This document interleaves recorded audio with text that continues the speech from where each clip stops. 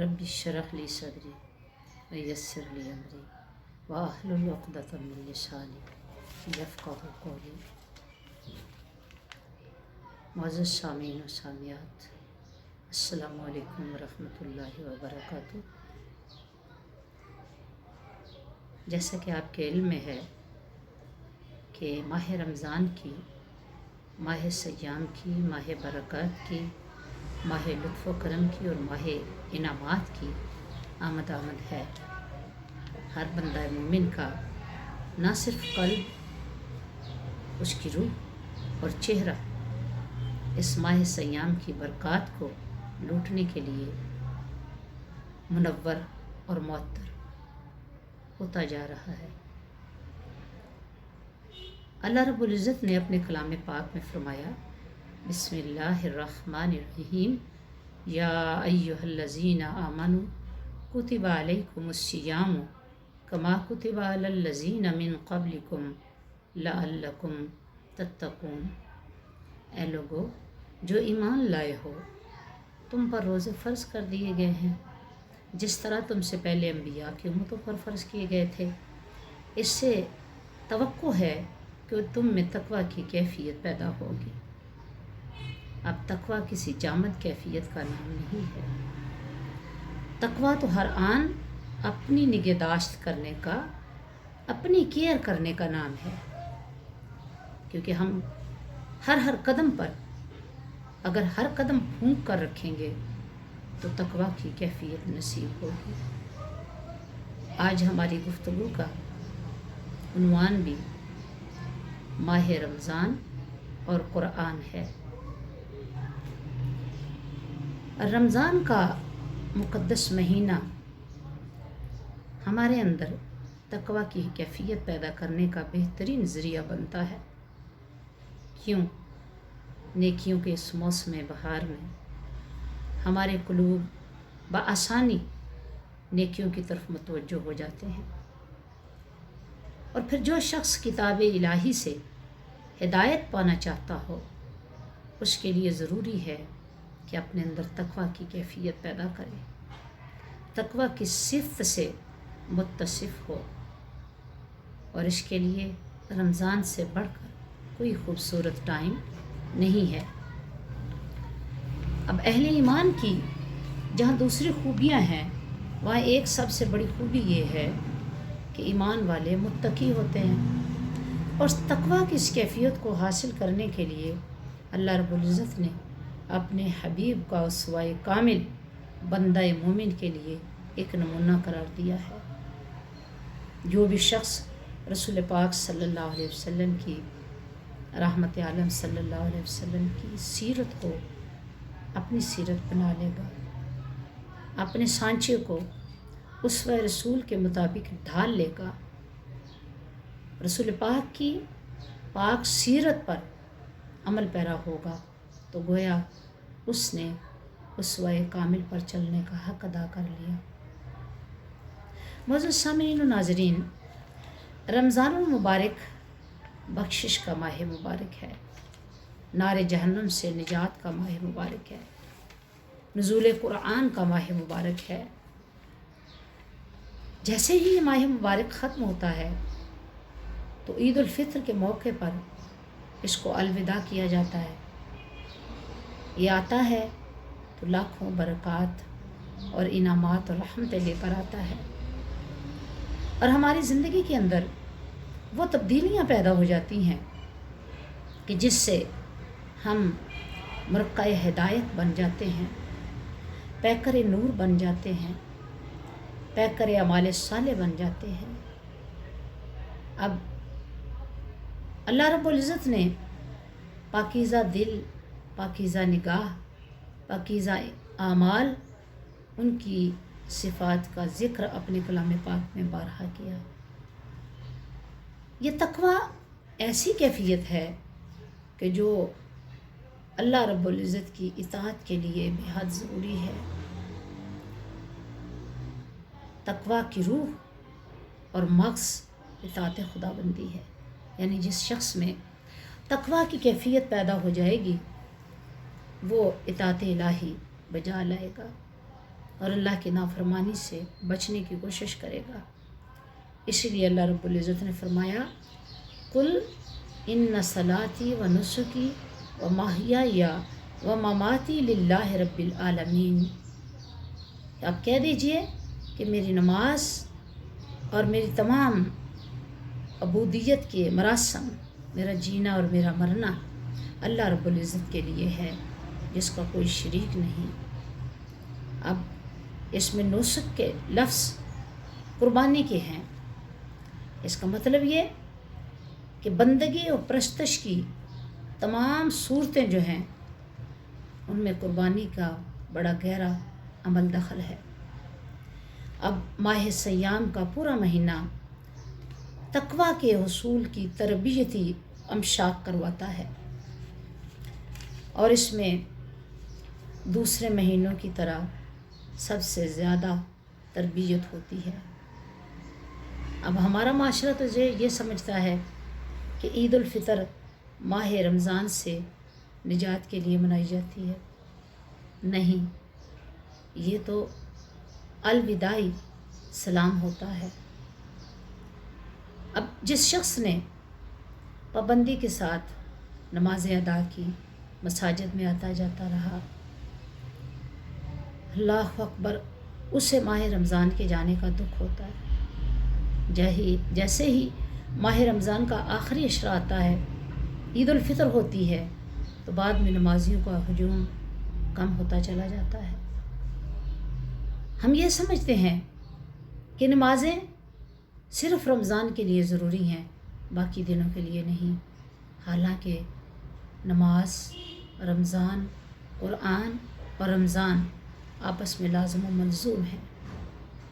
اللہ رب العزت نے جیسے کہ فرمایا شہر رمضان الذی انزل فیہ القرآن ھدی للناس وبینات من الھدی والفرقان، رمضان وہ ماہ مبارک جس میں قرآن نازل کیا گیا جو انسانوں کے لیے سراسر ہدایت ہے اور ایسی واضح تعلیمات پر مشتمل ہے جو راستہ دکھانے والی اور حق و باطل کا فرق بیان کرنے والی ہیں۔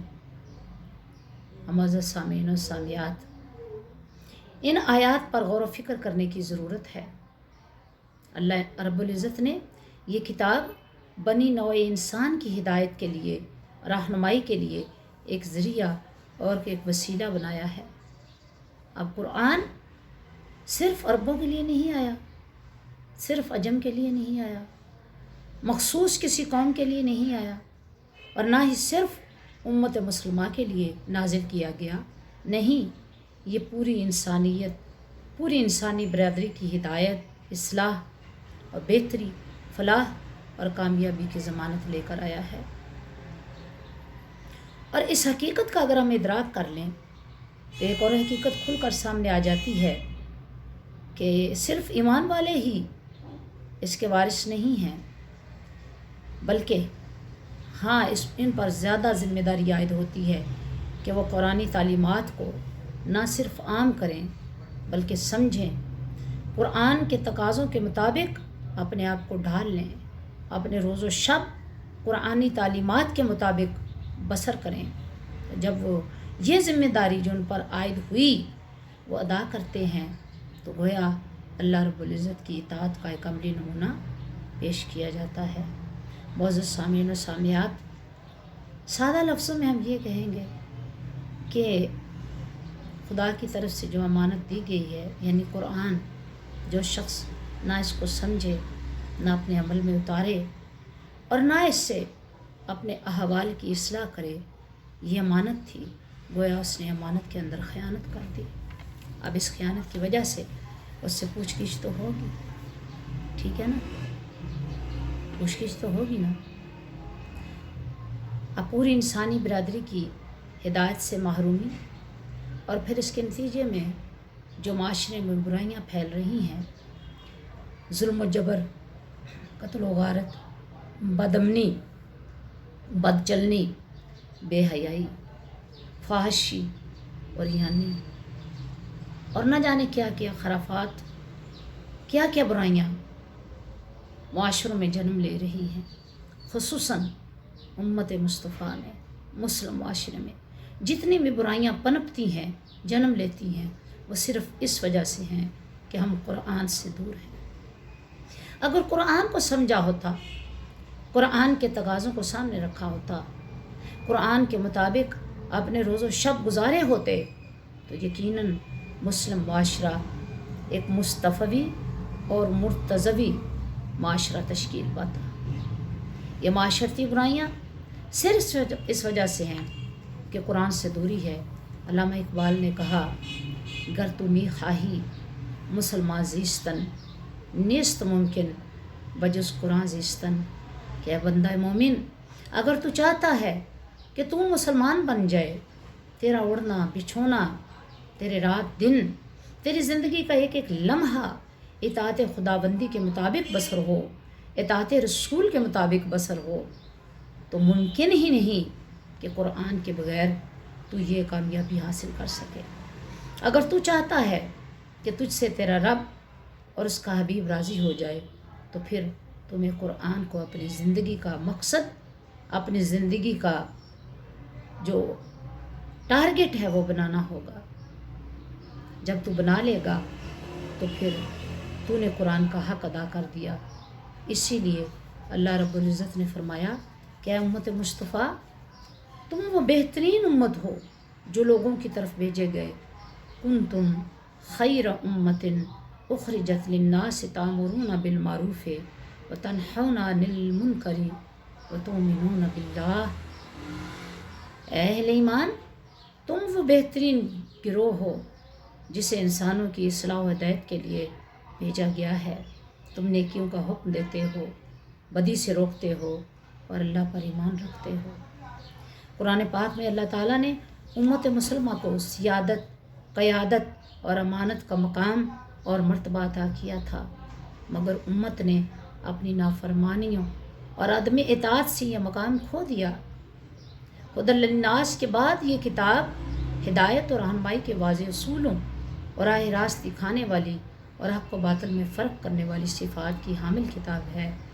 معزز سامعین و سامعات، جب ایسی کتاب بنی نوع انسان کو پیش کی گئی، نہ کوئی اس میں ابہام ہے، نہ شک ہے، اس کی تعلیمات واضح ہیں، تو پھر عمل کرنے میں ہچکچاہٹ کیوں؟ عمل کرنے میں سستی کیوں؟ آج ماہ رمضان میں اس کی تلاوت ہم بڑے غور و غوص سے اور شوق سے کرتے ہیں اور بڑے جذبے کا مظاہرہ کرتے ہیں۔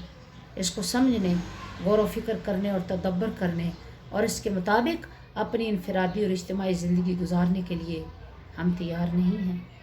سمجھتے تو ہیں، قرآن کلاسوں میں بھی جاتے ہیں، قرآن فہمی بھی حاصل کرتے ہیں، دورہ قرآن بھی ہوتے ہیں، آپ جانتے ہیں جگہ جگہ ہوتے ہیں، لیکن کیا وجہ ہے کہ سال ہر سال دورہ قرآن ہونے کے باوجود ہمارے معاشرے سے برائیوں کا خاتمہ نہیں ہوتا۔